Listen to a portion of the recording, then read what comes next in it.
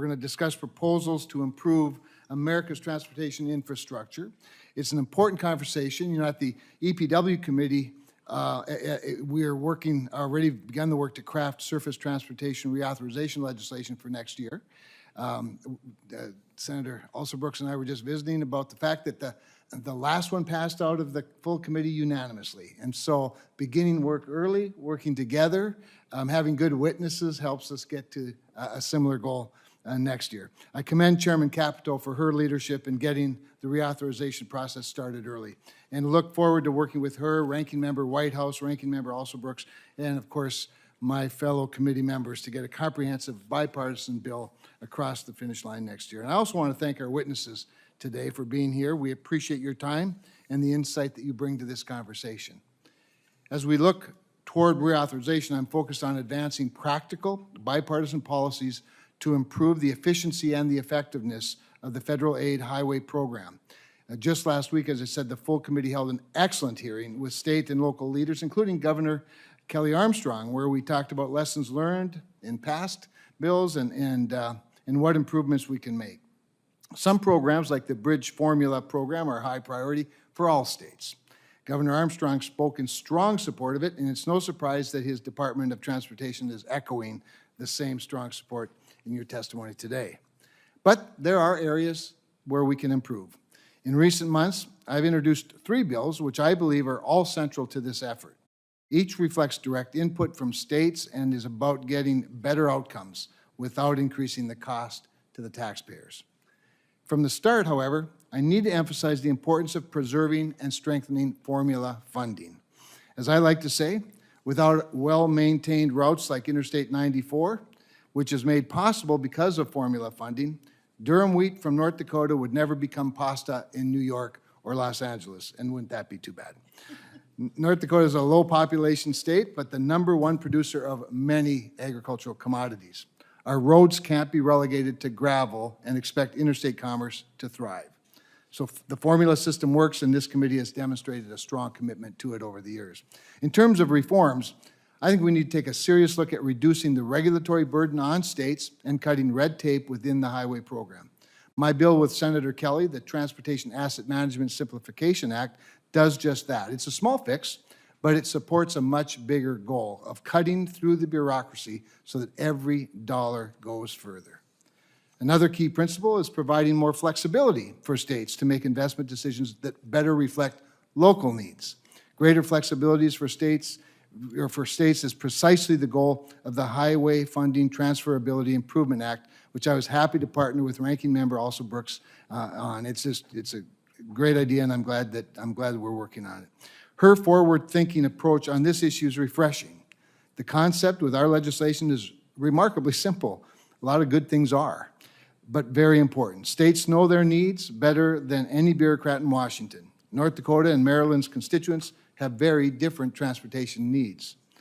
It turns out, when Washington gets out of the way, states know exactly what to do and deliver real results.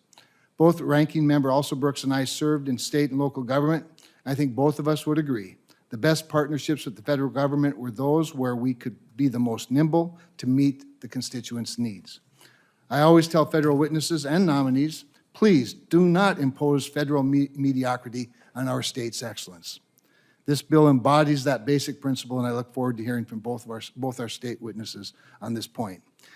Safety, however, must also be at the forefront of everything we do, specifically making it safer and easier for kids to walk and bike to school. I introduced the Safe Routes to School Improvement Act with Senator Markey to do just that. It builds on bipartisan work that we did with Senator Cortez Masto in the last highway bill that expanded the Safe Routes to School program to include high schools. This bill would enhance access to the program for communities in North Dakota and nationwide by requiring states to have a specific point of contact to help local communities navigate the program and understand what exactly they are eligible to apply for. This will improve infrastructure like sidewalks and street crossings so that children who walk or bike to school are safer in that process. And lastly, this committee must do more to accelerate project delivery. There's a lot to be said on this, but I just note that the one federal decision framework was a strong concept under the last bipartisan infrastructure bill.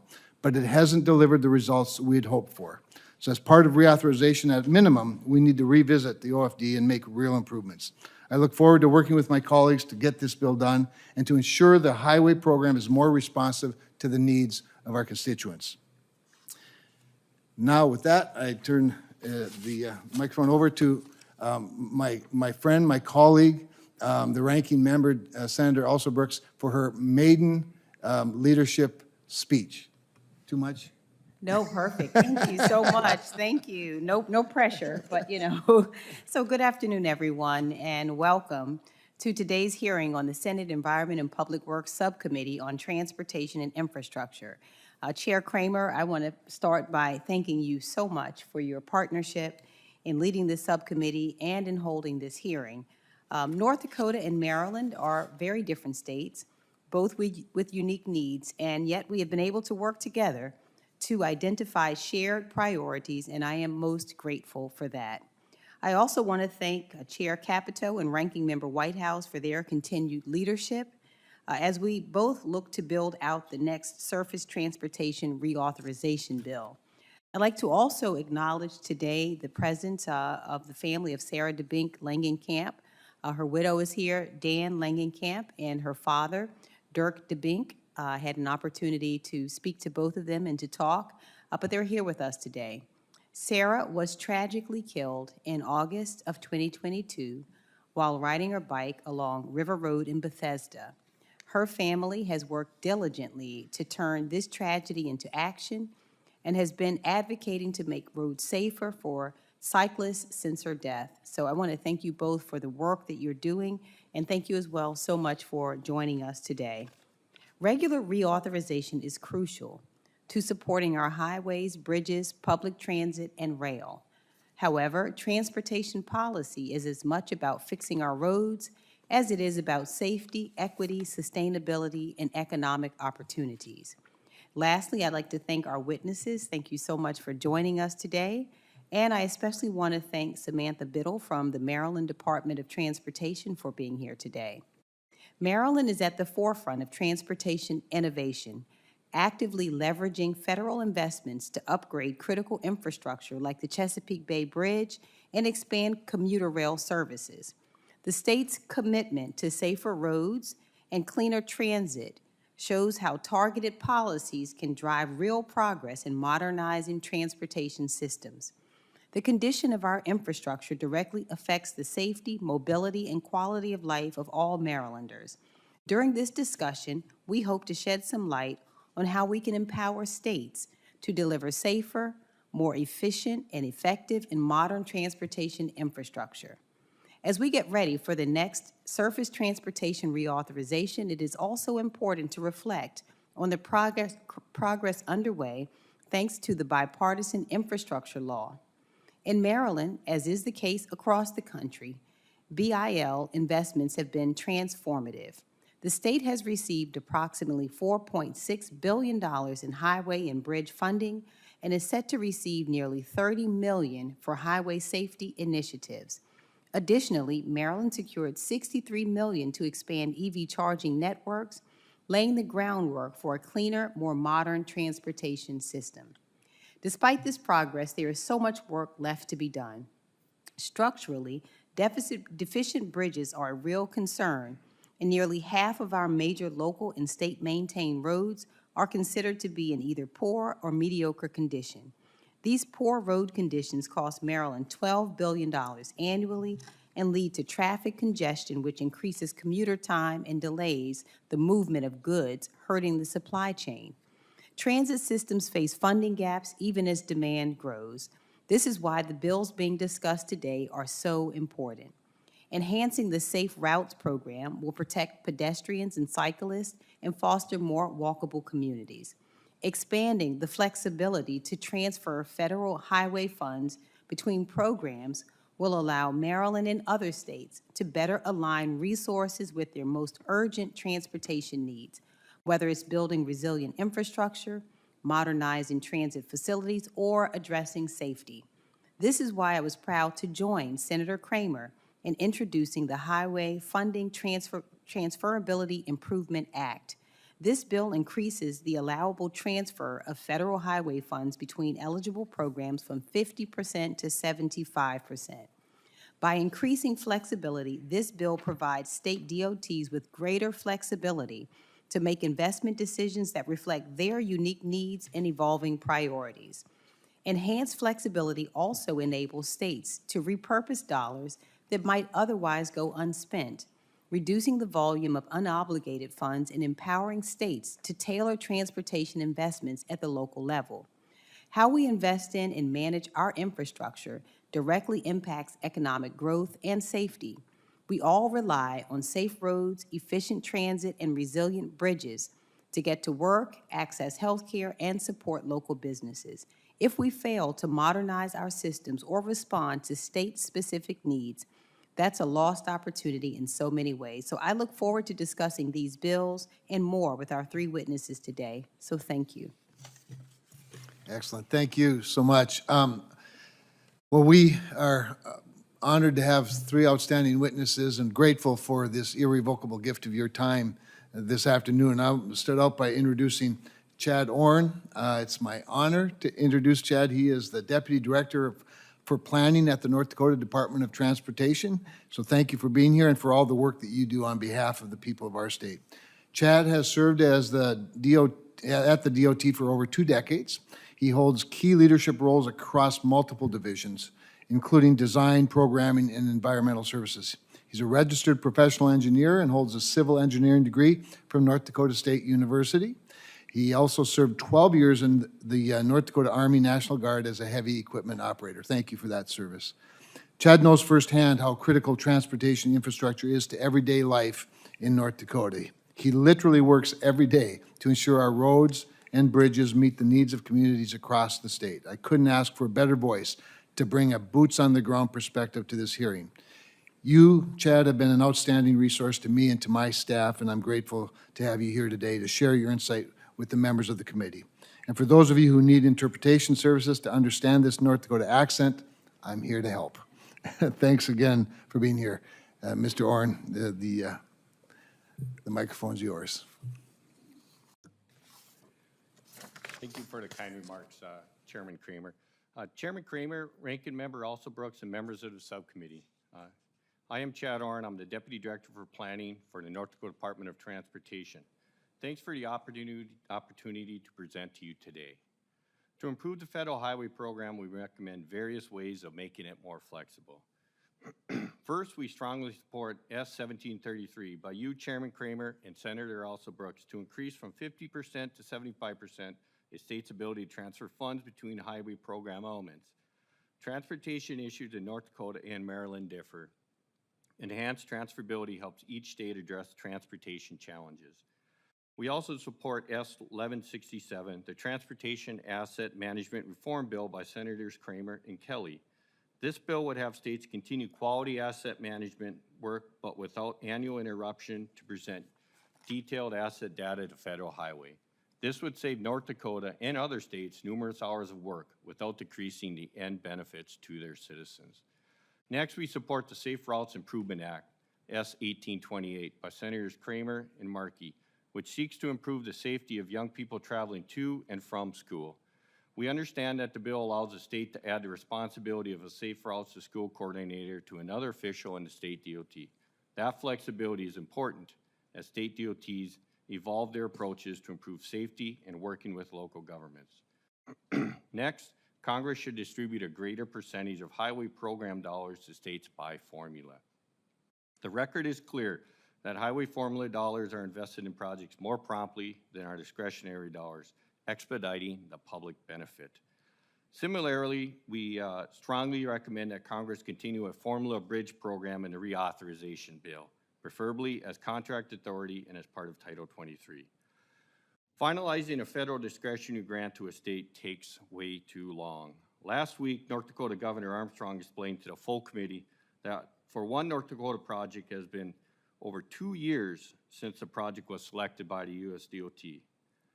However, I am happy to report that I did sign the grant agreement yesterday. I am now hoping for a quick agency execution on that grant agreement. Good news. Legislation should require a simplified and faster approach to finalizing these grant agreements.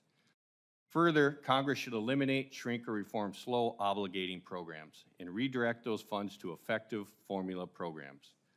Notably, we support robust highway program funding. This is well justified by needs as a response to inflation and because the program is beneficial. Highway investments provide benefits in every state, including safety benefits. In our rural state, highways serve the nation's agriculture, energy production industries, and national landmarks, including Theodore Roosevelt National Park and the soon-to-be-open Theodore Roosevelt Presidential Library. Long-distance movements across states like North Dakota benefit people and commerce in other states at both ends of the movement. We support expediting environmental review.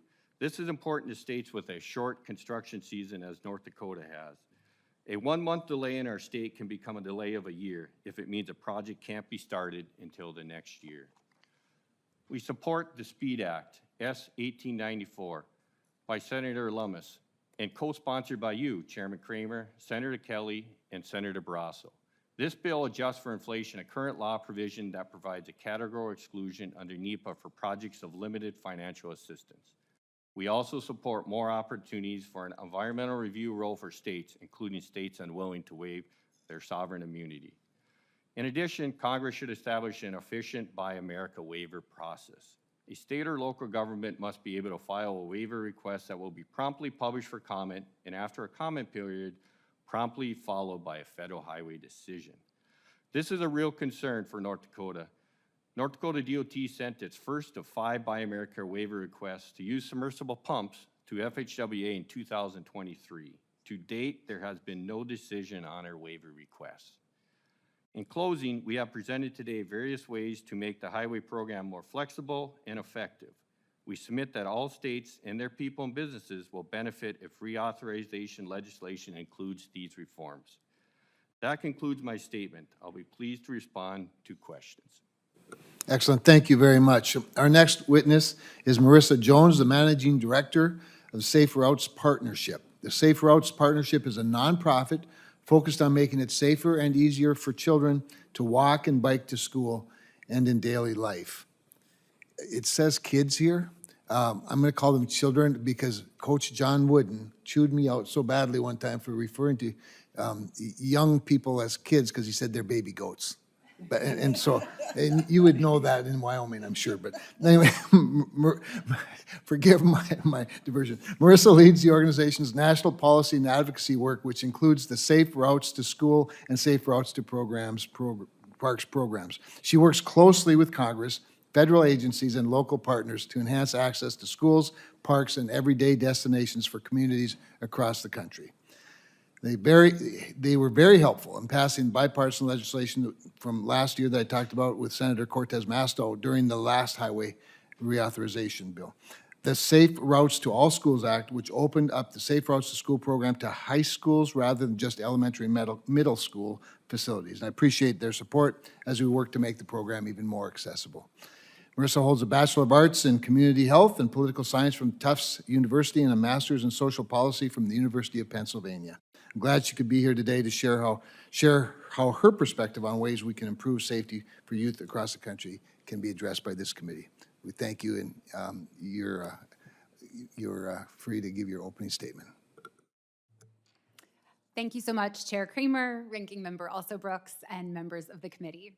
My name is Marissa Jones, and I'm the Managing Director of the Safe Routes Partnership, the nonprofit organization leading the Safe Routes to School movement. We represent over 800 partner organizations, 425 local Safe Routes to School programs, and champions in every state. Thank you for the opportunity to speak today about the urgent need for Safe Routes to School, its proven success, and the critical role state-level Safe Routes to School coordinators play in making these programs work, especially in small and rural communities. I'll start with the problem. Traffic crashes are the second leading cause of death for children in the US. And more than 20% of these fatalities involve children walking or biking. Millions of children rely on walking and biking to school each day, especially as school bus driver shortages continue. Even among people with other options, children want to walk and parents want to let them, but they're held back by unsafe conditions. This is a persistent but not intractable problem. Safe Routes to School is a proven solution that has already been successful in every state in the nation. Safe Routes to School helps communities build crosswalks, sidewalks, and calm traffic near schools, tailored to each community's local context. And it teaches traffic safety skills and organizes events like Walk to School Day. Here's how we know Safe Routes to School works. Since Congress created the program 20 years ago, a study of 18 states showed a 13% decline in fatalities in areas with Safe Routes to School projects. And nationwide, child pedestrian fatalities dropped 34% after the federal program's launch. The program's also cost-effective. For every dollar invested, Safe Routes to School returns $4.40 in safety and health benefits. And Safe Routes to School programs cost just between $13 and $35 per student per year, compared to nearly $700 per year to bus a child to school. Since its creation in 2005, Safe Routes to School has enjoyed bipartisan support in Congress and has proven successful in urban, suburban, and rural communities. Let me be clear, Safe Routes to School is not just a big city program. Rural communities participate at rates that reflect their share of the population. Let's look at North Dakota to see examples of how Safe Routes to School works in small towns and rural states. Gwinner, with population 924, built sidewalks to connect the South Side neighborhood to the school. Even Medora, with just 155 residents, completed a Safe Routes to School project connecting the high school to Main Street. And Minot, which I concede is a big city for North Dakota, but it's been working on Safe Routes to School for 15 years, guided by a district-wide plan and building sidewalk connections to schools annually, funded through the Transportation Alternatives Program. These local priorities support statewide safety goals. North Dakota's Strategic Highway Safety Plan recommends Safe Routes to School to address the overrepresentation of young drivers in crashes. Its Vision Zero School program trains student leaders as traffic safety ambassadors. And the state's Vulnerable Road User Safety Assessment prioritizes children and school zones for investment. Despite these successes, Safe Routes to School is only active in a fraction of the communities that could benefit from it. When Safe Routes to School was a standalone federal program, every state was required to have a state coordinator, so they all have experience with the program and with this role. Since 2012, half of states no longer have coordinators, and the difference is clear. States with coordinators are consistently better at helping communities, especially small and rural communities, secure federal dollars for on-the-ground safety improvements, align local and state priorities, and ensure timely project delivery. Massachusetts is an example of what's possible with a dedicated statewide coordinator, which it has had since 2005. Last year alone, it served more than 590,000 students, including a focus on rural schools, and it now leads the nation in high school programming, thanks to Senator Kramer's 2021 legislation expanding program eligibility. To realize the full safety and transportation benefits of this program, I urge the committee to include the Safe Routes Improvement Act, Senate Bill 1828, in the upcoming Surface Transportation Reauthorization. This bipartisan bill, sponsored by Senators Kramer and Markey, reinstates the requirement for each state to have a Safe Routes to School coordinator. It does not require new funding. States can use existing TAP or Highway Safety Improvement Program funds. Senate Bill 1828 builds on a 20-year track record of success and helps federal transportation dollars reach the communities they're meant to serve, large and small, rural and urban. In the face of tragic roadway fatalities, especially among kids, we need a proven solution. Safe Routes to School works to save lives, and a statewide coordinator is what makes it work well. Thank you for the opportunity to be here today. I look forward to working with you to advance this life-saving legislation. Thank you for your statement. I now recognize Ranking Member Also Brooks to introduce her Deputy Secretary. Thank you. It is my pleasure to introduce Samantha Biddle, the Deputy Secretary of Transportation for the state of Maryland.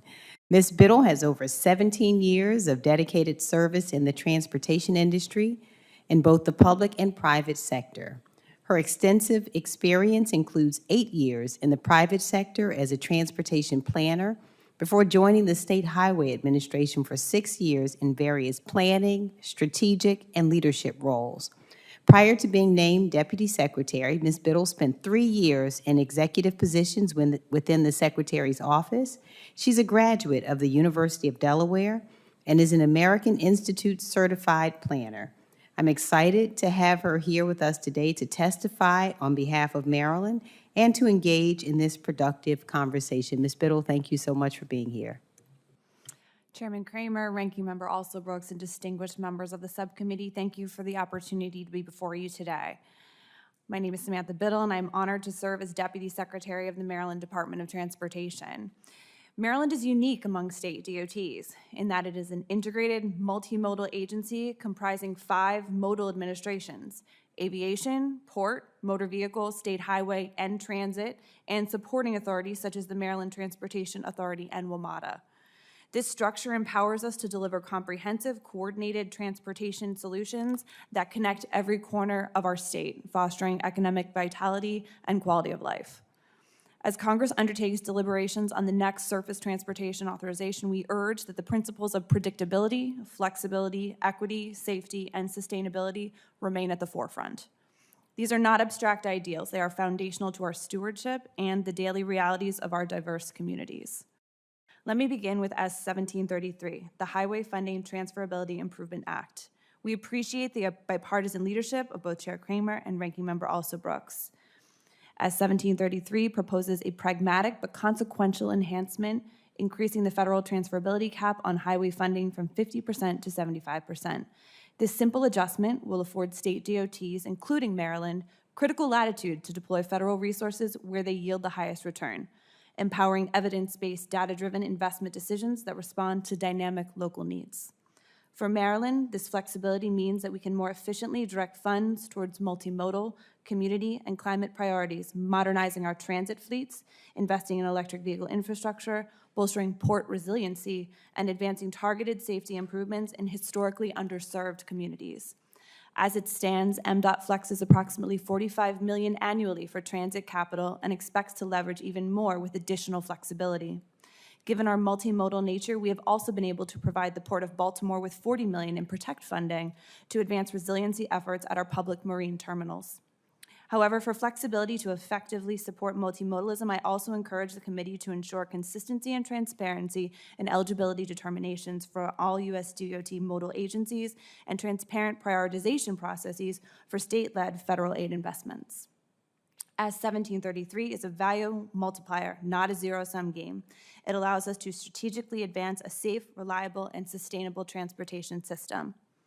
Turning next to S 1828, the Safe Routes Improvement Act, for which we thank Senators Kramer and Markey for their leadership. This bill is personal to me, as at the start of my career with the Maryland State Highway Administration, I had the opportunity to administer and support Safe Routes to School program and other local public agency programs. I also served as a consultant Safe Routes to School coordinator for the state of Delaware prior to joining state service when I worked as a consultant. This bipartisan legislation addresses a critical national imperative, safeguarding our most vulnerable road users, particularly children and pedestrians near schools. By requiring every state DOT to designate a Safe Routes to School coordinator, S 1828 ensures ongoing institutional commitment to pedestrian and bicyclist safety as an agency priority. In Maryland, we have witnessed firsthand the transformative impact of Safe Routes to School initiatives, from high-visibility crosswalks and traffic calming in Montgomery County to sidewalk enhancements near transit in Prince George's County and trail connectivity in Western Maryland. Formalizing the Safe Routes Coordinator will allow us to optimize interagency collaboration, target resources more effectively, and advance the Vision Zero goal of eliminating roadway fatalities. This bill also aligns with our own efforts to encourage local governments in our state to utilize Safe Routes funding to bring on local coordinators. So as Congress contemplates the next reauthorization, MDOT respectfully submits the following priorities to your consideration. Sustained, predictable formula funding. MDOT urges Congress to preserve robust formula-based federal funding across all transportation modes, including highways and transit and aviation, and to examine ways to ensure predictable funding for rail and port infrastructure. Such funding is critical for ensuring long-term planning, stability, and enables states to make strategic multimodal investments that address local and regional transportation needs. MDOT encourages the enactment of measures such as S 944, the Sarah Debnick Langenkamp Act of Transportation Safety Act. This legislation would strengthen eligibility for safety-oriented projects in high-need communities by allowing proven interventions such as protected bike lanes to receive full federal cost share. This reform is particularly important for jurisdictions that may lack the resources for local matching funds but have significant safety needs. We also appreciate Senator Alsobrooks and our Maryland delegation for their leadership on this critical bill. In conclusion, the diversity and scale of Maryland's transportation system require adaptive, flexible tools and empowered federal and state and local partners. As 1733 and 1828 exemplify forward-leaning policy, equipping states to make strategic, evidence-based investments that deliver safety, opportunity, and equity for all. Chairman Kramer, Ranking Member Alsobrooks, and members of this esteemed subcommittee, thank you for your leadership and vision in shaping a modern, resilient transportation future for our nation. I appreciate the opportunity to contribute Maryland's unique perspective and look forward to answering your questions.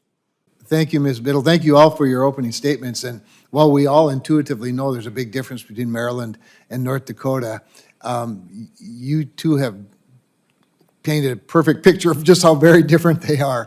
We don't have a lot of ports there. But another state that doesn't have a lot of ports besides North Dakota would be Nebraska. And I'm going to turn for the question first to Senator Ricketts, Senator/Governor Ricketts, who I'm sure brings a very important perspective to this, and start with you, Governor. Great. Well, thank you very much, Chairman Kramer.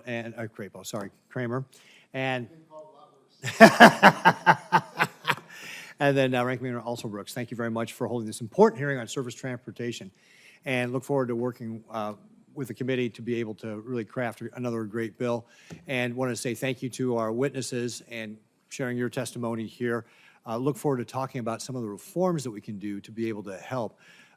Deputy Director Orn and Deputy Secretary Biddle, both of you talked about flexibility in your opening remarks.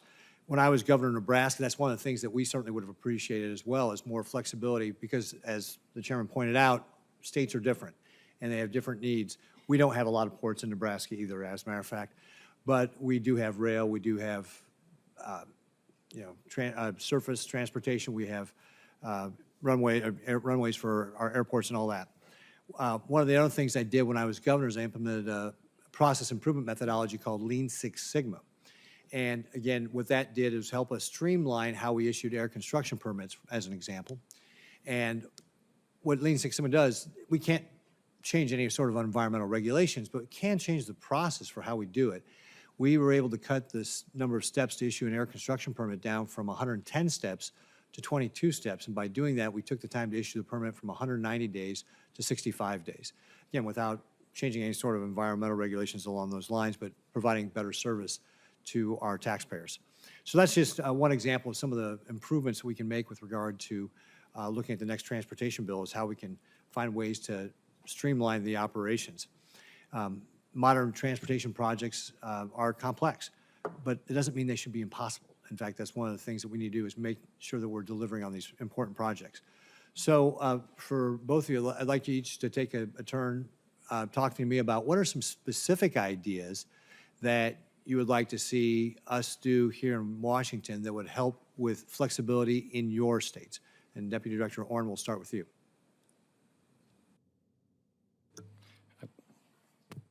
Thank you, Senator, for the question. Flexibility is very key to what we do in North Dakota. We're a fairly small state. Our federal funds are towards the bottom end that we receive. Flexibility gives us the ability to get those dollars to the priorities that we need across the state. So the more flexibility you have, the better we can react to where the needs are. The more programs that are created, the more divvied up the dollars are. It makes us harder to react and get the dollars where they are needed. So flexibility is a critical thing for us in our state. And also regulations, any simplification of regulations that this committee can do, especially when it comes to like modernizing some of the dollar amounts and some of the things in the regulation because of inflation. I believe a report says since 2021, inflation has increased by 80%. So that's been a real burden on states. So anything that can be done there to modernize some of the inflation, or some of the numbers that we have in regulations, so they're more in line with what we experience today. So again, if I understand you correctly, you're saying there's dollar thresholds that below which you've got flexibility or more flexibility, and because of inflation, you'd like to see those dollar thresholds taken up back to at least where they were in 2021 relatively, 2021 dollars to even just keep you even with where it was before. Is that accurate? That is correct, Senator, because then that provides us more flexibility. The higher you have some of those thresholds, a few of the less regulations and requirements that we have to get into, which can speed up the delivery of the projects. Great. Deputy Secretary Biddle. Thank you so much for the question. I think for us, being a multimodal transportation department, having the ability to flex funds between our modes has been an integral, really success story for us, especially as we tend to have perhaps fluctuating needs and priorities across our various modes. We are responsible for our highway network as well as our transit system, and the ability to flex those funds as critical state of good repair needs arise makes the delivery of projects inherently more expeditious. So knowing that we have that flexibility allows us to look at some of these projects that often have large price tags and figure out how we can program those over a number of years with real certainty, knowing that these projects are multi-year and can involve a combination of different funding sources. So having the reliability and sustainability of the ability to flex funds between our modes grants more certainty throughout our department, and then also to our various partners and stakeholders who rely on us to deliver projects really across those various modes. Great. Thank you very much. I've got 13 seconds left, so I've got other questions I will submit for the record, but thank you, Chairman, for letting me go, because I've got to go preside here in a little bit. We don't want you to be late for that. No, they'll get mad at me. Whoever's in the chair will certainly get mad at me, probably. But thank you. I'm glad we could accommodate that. And I now turn it over to Ranking Member Alsobrooks for her questions. All right, thank you so much, Mr. Chair. I'll begin just with a few questions. Mr. Orn, I'll start with you. So many rural counties, including in Maryland, face unique challenges when it comes to roadway safety, like long stretches of unlit roads. We have limited emergency response and aging infrastructure. And I'm just curious about how you believe current federal safety programs are able to provide states, and whether you believe they are, with sufficient flexibility to effectively address these unique risks. Senator Alsobrooks, first thing, I just want to thank you for your leadership on the Highway Funding Transferability Improvement Act. To answer your question, that is a real concern because in North Dakota, majority of our serious injuries and fatalities do happen off the state system. They do happen on our local roads. We did go through a series of a local road safety plan where we developed low-cost improvements for our locals that they could look at, and that would be highway lighting, that was striping, that was signing, that was some low-cost things that they could submit. And I think something that Samantha mentioned over there about that we run into with some of the locals is coming up with a match. And with the safety program being a 90-10, and the locals have to come up with that 10% match, given the flexibility, then, we're always all about flexibility. And if you can set that flexibility up to that 100%, that's a maximum. Doesn't mean you have to do it, but then it gives you your ability for counties and areas that maybe can't afford to do that match, but improvements are very much needed in those areas. Now, I know North Dakota is expected to receive, I believe, about $87 million, and this is under the IIJA from the Highway Safety Improvement Program. And I'm just wondering how well you believe the program is helping your state address the particular safety challenges that you face in rural areas, and what safety results has it been producing for your state? Senator, we develop our 5-year highway safety plan, and we follow through to that. And I also mentioned we have the local road safety plans. I'm very proud to say that North Dakota, we had our lowest fatalities in over 20+ years. Plus, we've had our lowest fatality rate since we've been tracking it. So I believe the safety improvements, the low-cost safety improvements, and the other improvements that we're doing, working with our partners, is extremely effective in our state, and we're very proud of that record. And are there any improvements that you think Congress should consider for the Highway Safety Improvement Program and Safe Streets and Roads for All to better serve the specific needs of rural communities? Other than the increasing the match up to that 100%. Anything we can do to provide more flexibility to those locals is a good thing, and any way we can help them.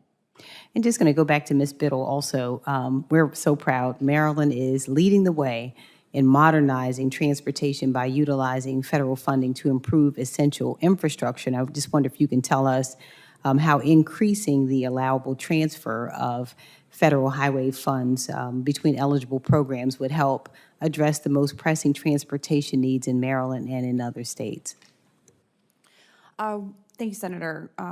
To expand upon some of my previous comments, I think one of the other things to keep note of is as projects are being developed, we certainly start off with what the core purpose and need of any given project is. But once we start to work more closely with stakeholders, including communities, we can also identify other things that we can, add or enhance to a project to take it from maybe a simple resurfacing or restriping project to add in something like a bike lane or some other accommodation for vulnerable users.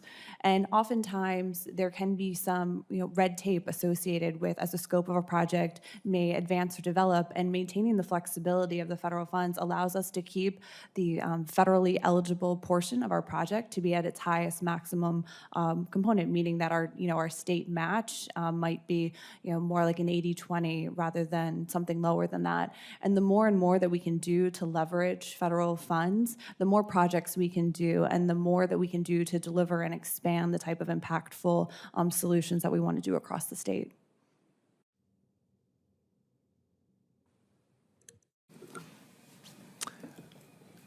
Is that for now? Thank you so much. Okay.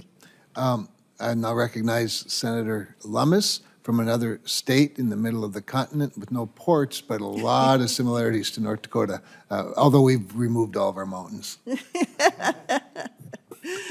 Well, I want to thank the witnesses for coming today and sharing your expertise with the committee.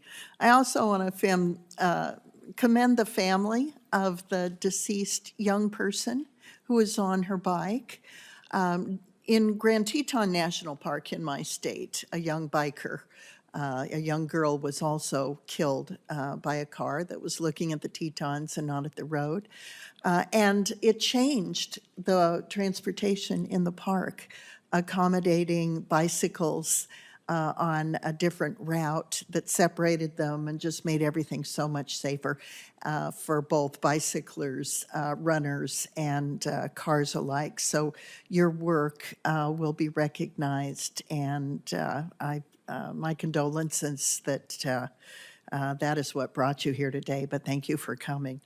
Mr. Orn, thank you for representing not just North Dakota today, but North and South Dakota, Idaho, Montana, Wyoming. Our states are very similar in terms of the way that highways dominate our transportation needs. And you stated it well in your testimony. You said benefits, that rural states' highways benefit the entire nation, and specifically note how truck movements traverse states like North Dakota, South Dakota, and Wyoming. And indeed they do. My gosh, on Interstate 80, it's just one 18-wheeler after another, and they are backed up when our weather gets really bad. So the significance of these ribbons of highway just cannot be overestimated in terms of their ability to serve the nation and its needs for goods and services as they traverse the continent.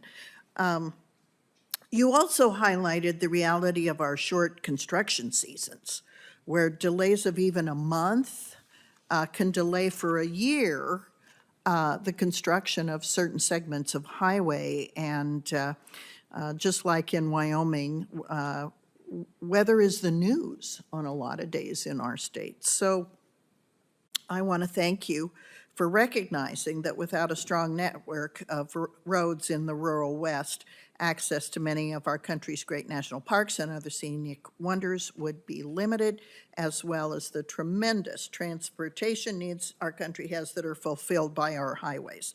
So, Mr. Orn, I want to start by asking about formula dollars.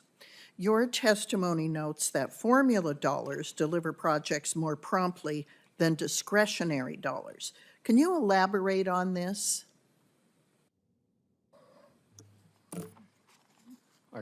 Senator Lummis, yes, I sure can. First of all, I just want to thank you for your work and leadership on the SPEED Act. That's very much appreciated. Thank you. Formula funds, they are the most successful way to get dollars to the benefits of the people as quickly as possible. States are able to set their priorities and select those projects, and then there's a known factor that we know what we're going to do and what we're going to be able to do. Unlike discretionary grants, where you apply and it's somewhat of a waiting game and it's unknown. Are we going to get it? Aren't we going to get it? With formula funds, we plan, we get it ready, we get the shovels in the ground. So it's a way to get, like I said, those benefits to the public as quickly as possible. That's who we all work for. And states have proven over the years that formula funds work, and they're the most efficient driver and the most efficient way to deliver those projects. Thank you. And you referenced the SPEED Act. I do want to dive into that a little bit. It doubles the categorical exclusion thresholds for highway projects.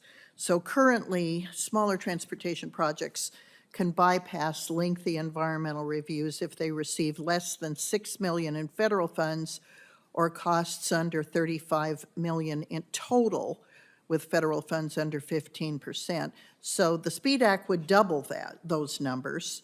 You noted that skyrocketing inflation has eroded the benefits of today's CAT exclusions.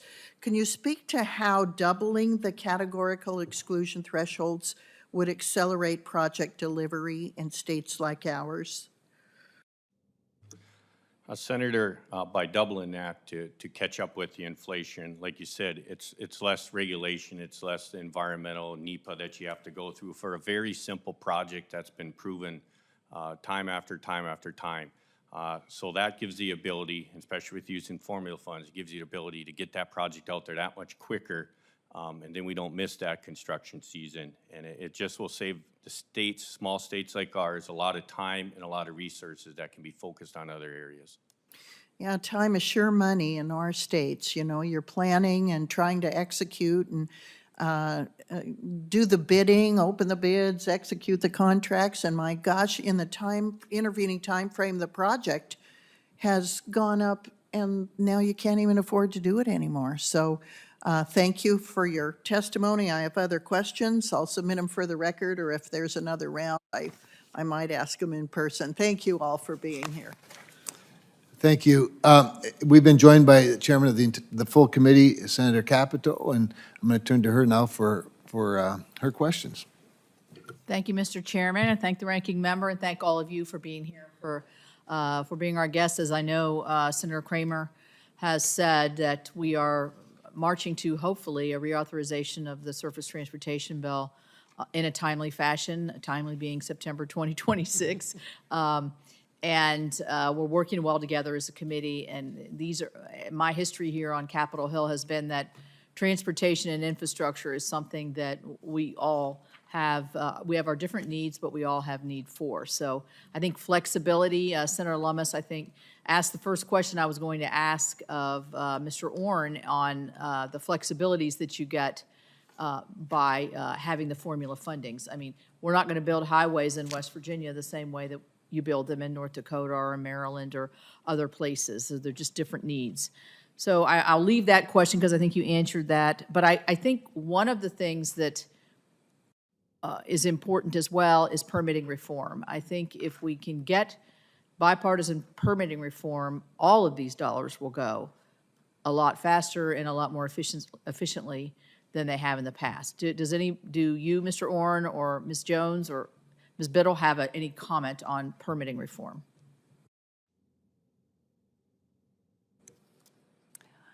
Thank you, Chairman.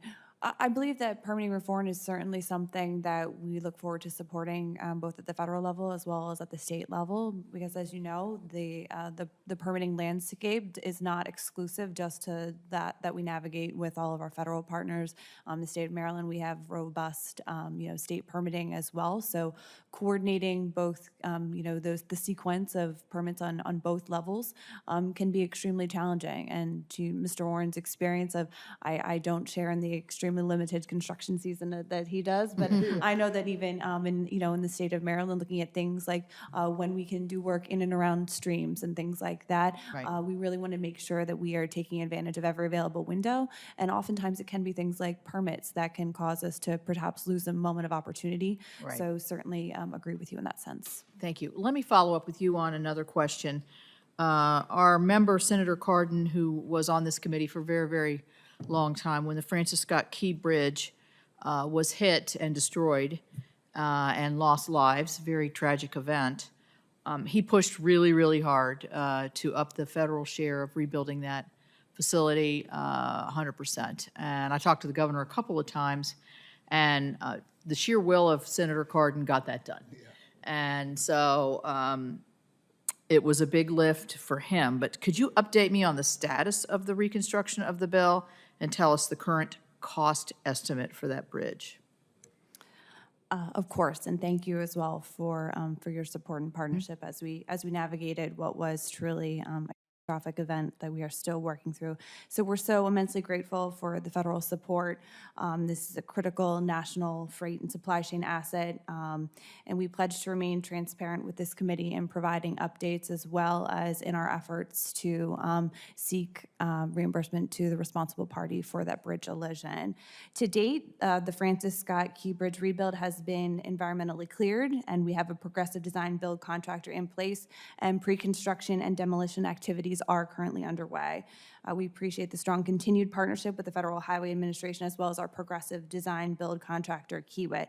And we do remain on track to deliver a new bridge as quickly and cost effectively as possible. However, due to the progressive design build process that we're working through, we are currently still tracking the initial cost estimate from earlier on in the bridge rebuild. Do you recall what process. the initial estimate of that project was? Yes, $1.7 to $1.9 billion. Right. And what is it now? We have not updated that cost estimate yet. We're working closely with our progressive design builder as we work past 50% design and look forward to progressing. When you say progressive, is that the name of the company or? No, ma'am. That is the type of procurement and construction delivery method. So we brought on a contractor that also has the designer with them. So we are working hand in hand on the design while we execute some early works Yeah. packages. So a such- design build. design build, but the cost was not negotiated up front. So as we work through the design process, we will then get to the point at which we will negotiate the final cost of the bridge. Yeah, so I could just kind of add a little spice to the meeting here. I can say this was one of the reasons that the cost share by the state, many of us thought the state should still contribute in the usual, what it was either 90-10 or 80-20, because really there's no incentive for the state now to contain the cost because there's no cost to the state. Yeah. And it's all federally funded. And you're going to have to get more funding than what you have initially. So I'm just going to use that as an example of why the cost share by states is an essential part of highway building. You got to have some skin in the game. Understanding that this was an exceptional case, which is why we made the exception for that. The last thing I would say, because I'm sitting next to Senator Lummis, is truck parking. Have you talked about it yet? No, she hasn't talked about truck parking. imagine? No. Well, I think all of us realize that this is a real problem. I mean, you can see them stacking up on the exit and entry lanes as you're getting onto a interstate highway. So I support her in realizing that this is a real issue. Although our state just got some truck parking dollars that were just allotted by the US DOT. So hopefully we will be increasing our truck parking. And when you park in West Virginia, you might as well, ride the rapids and everything else that you can do while you're there. tourism Just putting a trap. little bit of a tourist trap. Anyway, thank you, Mr. Chairman, for having me. Thank you, Senator Also Brooks. Bye. Thank you. Yeah, how could we get through it? Hearing without truck parking coming up. So thank you all. I'm going to try to summarize a couple of issues and then just sort of seek your best counsel on the acceleration issue, how we can move things quicker. So whether it's permitting reform, as it's been referred to, sequence, you referenced, I think, Ms. Biddle. I talked about, I think, in my opening statement, the one agency decision. But let me ask a more open-ended question of Mr. Arnn and Ms. Biddle. What other specific suggestions would you have for us to, accelerate delivery, perhaps through regulatory reforms or other things, while maintaining the integrity of regulatory or of environmental protection? Because I believe there's ways to cut, not cut corners, but streamline the process by going, you talked about sequence again. So whether it's, consecutive versus concurrent or, one agency decision, I thought would work better, frankly, and maybe it was a matter of execution. But maybe just ask each of you for your open-ended thoughts on ideas that we could try to put in this bill. Thank you, Chairman Creamer. As you mentioned, one federal decision been a point of frustration for us in North Dakota, and it sounded like a great deal when it came out. It just hasn't happened to the benefit that we have. We've had a couple cases with the FRA and with the U.S. Army Corps of Engineers where we were forced into a different type of environmental document because they would not accept the Federal Highway CAT Acts. So that is one area we would strongly approve that you strengthen to make that better. Increasing any regulations due to the inflation, as I mentioned before. A couple more areas in that area, other than the CAT X, is value engineering is another thing. We need to raise the rates on that for value engineering. And then the definition of a major project. That's another thing. Even here in North Dakota, we're right up against the definition of a major project, which when I first started at the DOT, I would have never ever thought we would be anywhere near to what the cost of a major project, but just with the sheer cost of projects, we're right there. Something that North Dakota that we is really near and dear is data collection. Excessive data collection. We're a rural state, we got limited resources, we got low numbers of people or staff that we have, but we're doing a lot of data collection, almost so we're data rich, information poor, a lot of data. What do we do with it all? And with that, we would look at, let's make sure that the data that we are out spending our time collecting and spending the dollars and resources is truly needed and it's not duplicated across other programs. Because there's other areas that, like I mentioned before, those resources could be put to use. I appreciate that. I think on the one federal decision issue, it sounds to me like the concepts sound, but the execution was not. And maybe all the decision-making agencies that weren't the one took exception. It sounds like a discipline issue, but anyway, Ms. Biddle, your it's open-ended thoughts on where we might find some shortening the time frame a little bit. No, certainly, and I share with Mr. Warren's, concern and experience on just the definition of a major project as well. From a state-based experience, the way that we define certain major projects in our state used to be a $10 million threshold. And when I first started with the state, that could get you, maybe even like part of an interchange. And these days, it's a single ad resurfacing project on a single road. So just being, realistic about kind of how far we are able to stretch these dollars and then how that does also apply to the permitting landscape, I think is is a needed adjustment and thinking through those sorts of things. And I think just for us, we have seen, I think some success with some of the existing permitting reforms. We also share really strong relationships with all of our USDOT modal office staff representatives. I think for us, it's those working relationships and being able to, work through the permitting activities at all of the modes really efficiently. It does often come down to the people and not necessarily to a regulatory reform. I know that's not necessarily an easy suggestion to legislate, but I do just want to say that the people play an essential role in expediting the delivery of these projects as well. Thank you very much. Ms. Jones, I might just ask you quickly, getting to the Safe Routes to School Improvement Act and what's worked and which you've identified pretty clearly, including with some pretty valuable statistics. And safety has to be paramount. I mean, the whole point, I think frankly, safety is one of the issues that we don't talk about enough when it comes to just building more highways or building another lane.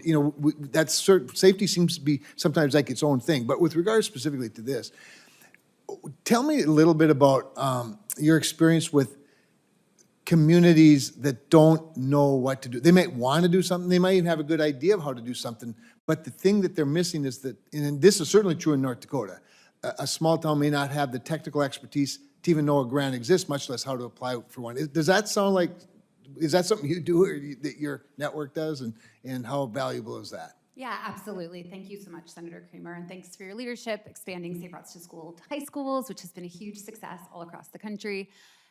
You are identifying the exact reason that states need statewide Safe Routes to School coordinators. When this program was a dedicated program from 2005 to 2012, there was one door. Communities knew, okay, we apply to Safe Routes to School funding. It's now broadly eligible for a variety of funding sources, which is terrific. There's more funding available, but it means that in a small rural community where they might not have full-time staff at all, or maybe the mayor is also the grocery clerk, sure. They don't have the capacity or awareness sometimes to pursue this funding. And so this is exactly why we need statewide Safe Routes to School coordinators to help communities, first of all, raise their awareness that this is an opportunity, and then help them navigate federal funding, apply for grants, and build projects that save lives. And we see the return on that investment in rural states and in states all across the country. Idaho is a really great example of a predominantly rural state that invests $120,000 a year in a statewide Safe Routes to School coordinator. Wow. That then helps communities in their state, predominantly small towns, bring in $10 million in Safe Routes to School investments from the Transportation Alternatives Program. And these are projects that children and families love. Local elected officials love these projects. These help build economic development, improve safety, get kids physically active, and help get kids to school on time and ready to learn. Thank you very much for that. My time's expired. We're going to, since we have the time, and Senator Markey has now joined us, so we'll be calling on him in a little bit. In fact, if you're ready, I'll call on you right now. Otherwise, okay, well, then with that, recognize Senator Markey for his questions. Thank you. Mr. Chairman. For decades, the Safe Routes to School programs has made it safe to walk and to bike to school by redesigning road infrastructure near schools and raising awareness about road safety in communities. Now, I know it's important because when I was 5 years old, I was hit by a car, turned into a projectile, and my fingers never did quite come back together again after landing, because you're trying to protect your head in that incredible concussion which you're going to get. So it really hurts, by the way, when you get hit by a car. Honest to goodness, does that hurt? That's something you never forget. And so I became a big auto safety guy, big street safety guy. I was chasing Charlie Cadero and Bobby Olson. They were 9, I was 5. I grew up in a deregulated childhood, okay, if you know what I'm saying. I'm 3 streets away from my house and I'm 5. And although states have significant flexibility in how they fund this program, they often don't have a statewide coordinator to help facilitate projects, particularly in rural areas where communities may have fewer resources to carry out this program. In Massachusetts, we've had a statewide Safe Routes coordinator for over 20 years, shaping a statewide vision for the program and providing rural and urban communities alike with guidance to implement these life-saving programs. Ms. Jones, do you agree that the Massachusetts approach to the Safe Routes to School program helps keep students safe when traveling to and from school? Thank you so much, Senator Markey, and thanks for your leadership on the Safe Routes Improvement Act. Absolutely, we view the Massachusetts program as an exemplar in the nation. For 20 years, it has had that robust statewide coordination that helps communities all across the Commonwealth benefit from this life-saving program. And you spoke to Massachusetts' focus on rural communities. I want to speak to specifically why the Safe Routes to School coordinator position is so helpful at getting more rural communities involved in Safe Routes to School.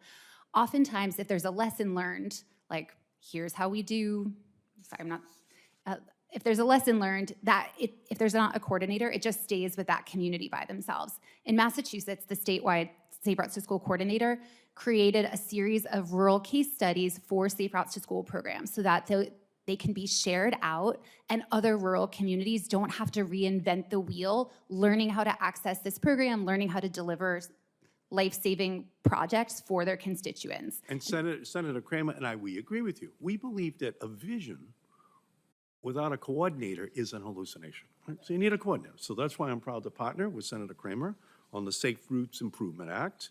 Our legislation takes a lesson from both Massachusetts and North Dakota by requiring state departments of transportation to have a full-time coordinator for Safe Routes for School programming.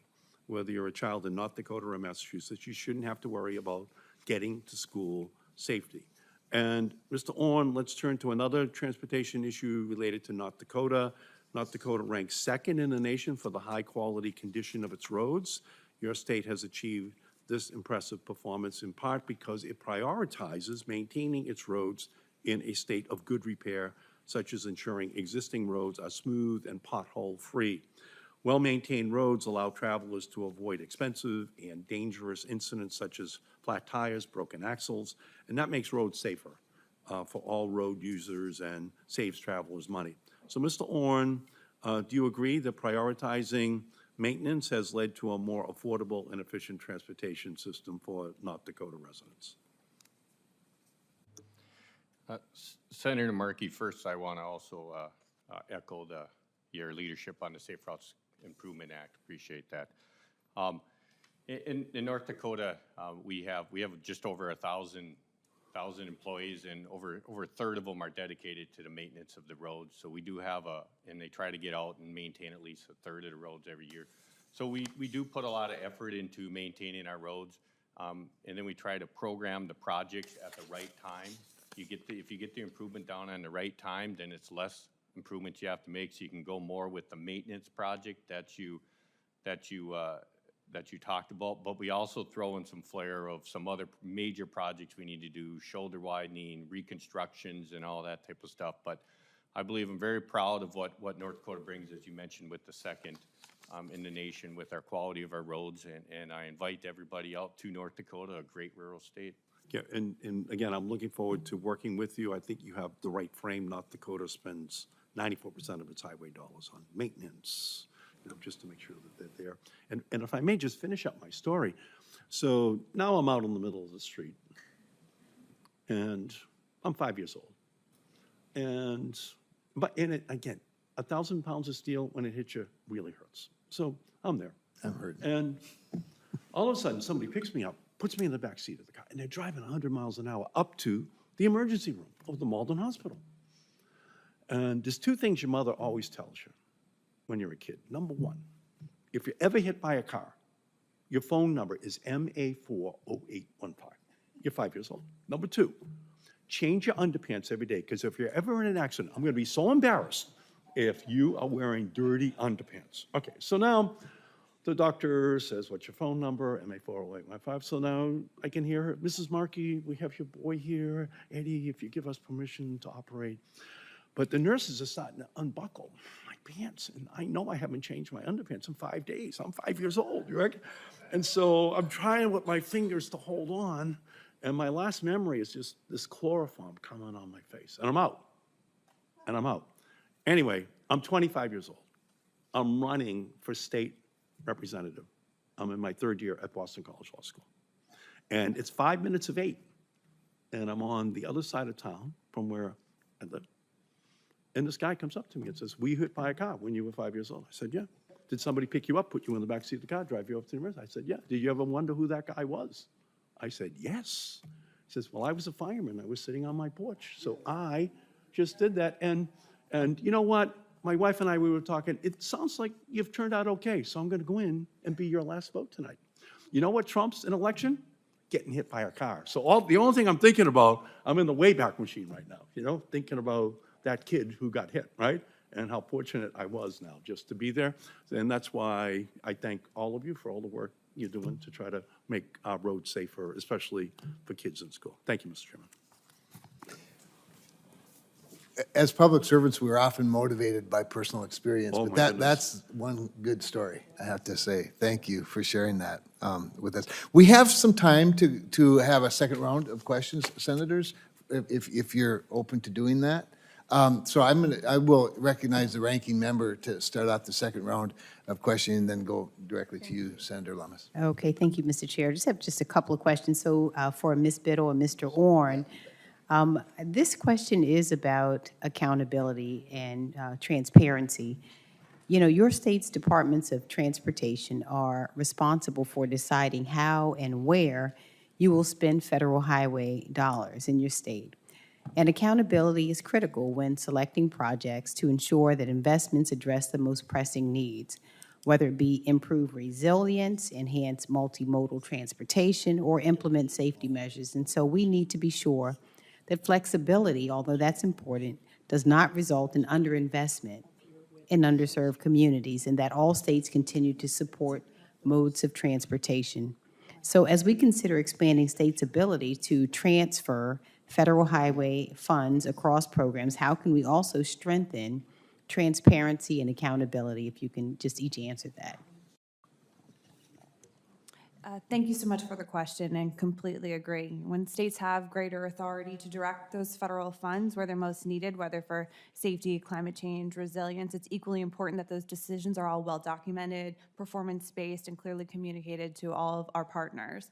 I think one way to strengthen the accountability is through enhanced public reporting and performance tracking, perhaps tied to our state transportation improvement program, or STIP. Every project that benefits from flexed funds should be traceable within the STIP, accompanied by measurable outcomes aligned with national performance goals, especially in safety, asset condition, and emissions reduction. These tools already exist, and we simply need to ensure that they're consistently used and with clear metrics. I think accountability also depends on robust coordination between states and USDOT's modal agencies.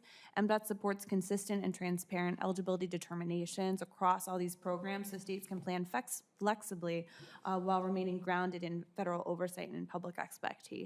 So, why is this important? Because public trust in the transportation system depends on demonstrating that federal dollars are delivering those real results. We need to have reliable transit. We need to have equitable access, long-term infrastructure resilience. And when flexibility is paired with clear goals and data-driven implementation, we're not just spending money, we're also solving problems. But finally, advancing programs like Vision Zero, our state highway safety plans, and targeted safety legislation, such as the Safe Routes Improvement Act, it helps us ensure that even with fund transfers, our core mission remains the same, that we are all saving lives and expanding opportunity.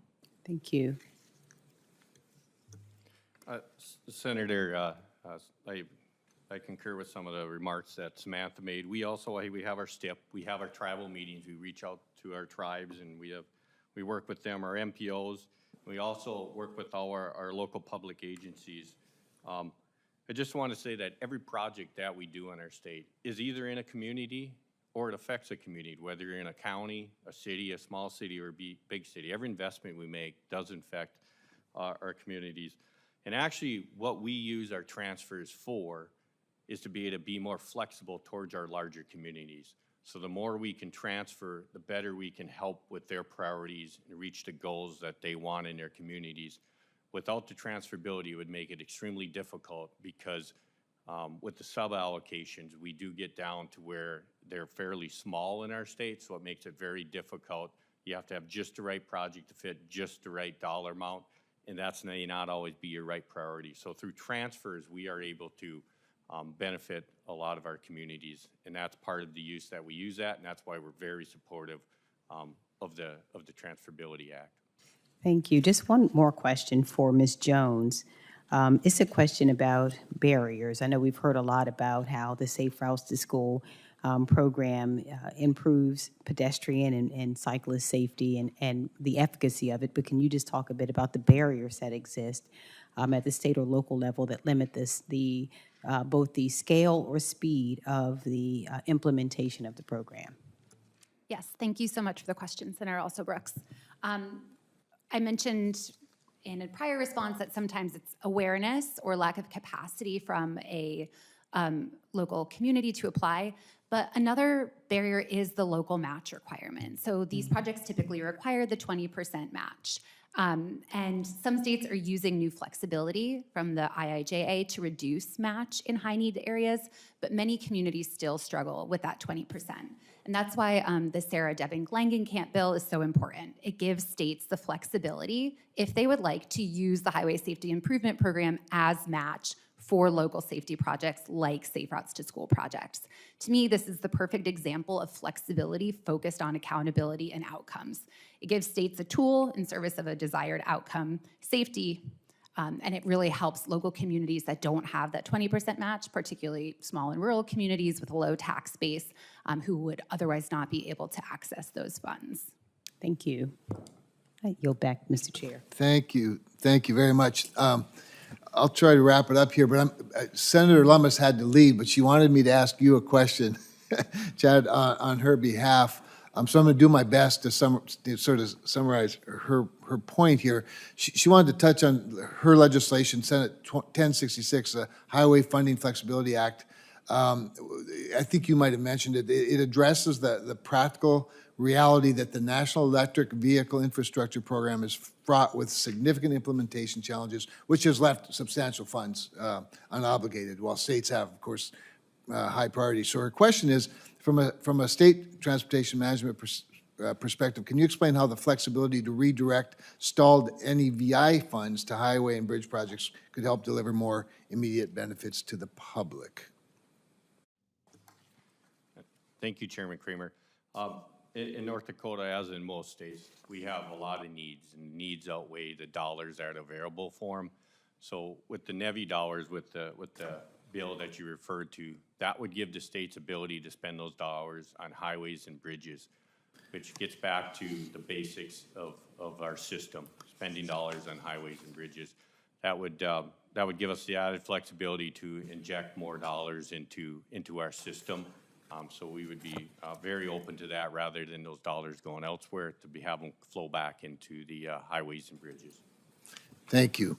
Okay, let me just wrap up with, I'm going to ask another safety question, but I'm going to ask it of you, Ms. Biddle, and you, Mr. Oren, and it has to do with worker safety, because one of the things we see, we've talked a lot about how short North Dakota's season is, and in some respects, as much as we don't like to see winter, we do appreciate the fact that the freeway is wide open again. That said, as big a hurry as we are to get a highway maintained or built or fixed, we're also often in too big a hurry to get to wherever our destination is and don't pay close enough attention to the hazard of workers right on the very highway we're driving on. Maybe you could, if you have any thoughts or suggestions legislatively that we should be looking at for improvement of worker safety. I just know when I see orange, I slow down, and the minimum fine isn't really the factor. It's more the human situation that scares me. But maybe if you have some specific thoughts on how we can improve the legislation to help states with that program, it'd be useful.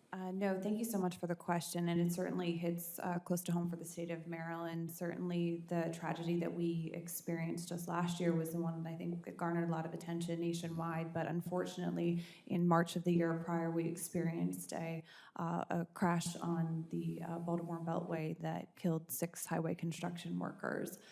We had vehicles traveling in excess of 100 miles per hour in work zone. And to your point, not everyone, unfortunately, has the same reaction to the human factor there. So in the state of Maryland, we previously did have, work zone cameras that did issue tickets, but the maximum ticket, even for a repeat offender, was still $40.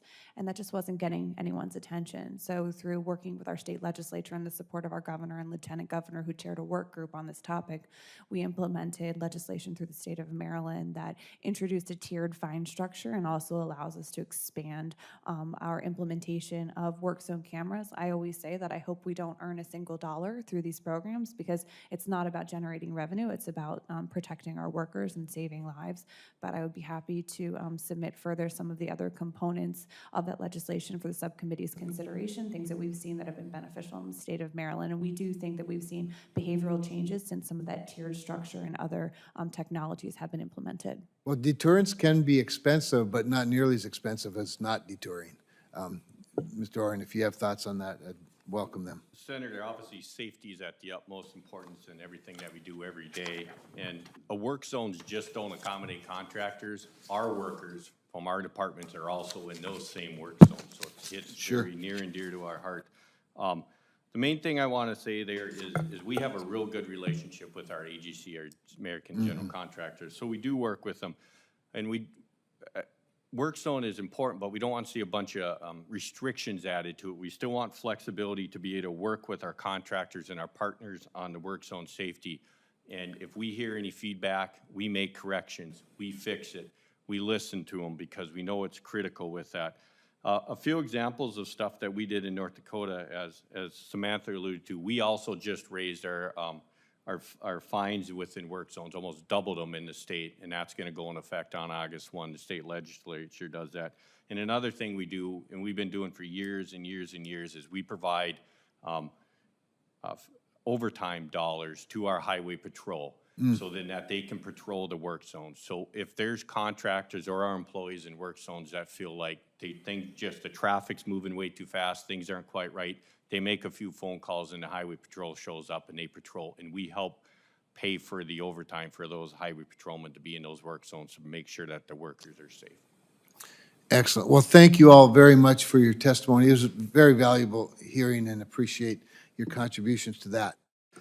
With no further questions, I want to thank the witnesses, all my colleagues. Many more participated than I actually thought were going to, so I'm grateful for their participation. Senators who wish to submit written questions for the record have until 5 p.m. Wednesday, August 6th to do so. Witnesses' responses to those questions are due back to the committee no later than 5 o'clock on Wednesday, August 20th, and will be submitted for the record. That would be 5 o'clock p.m. Not everybody gets up at 4:30 like I do. With that, this hearing is adjourned.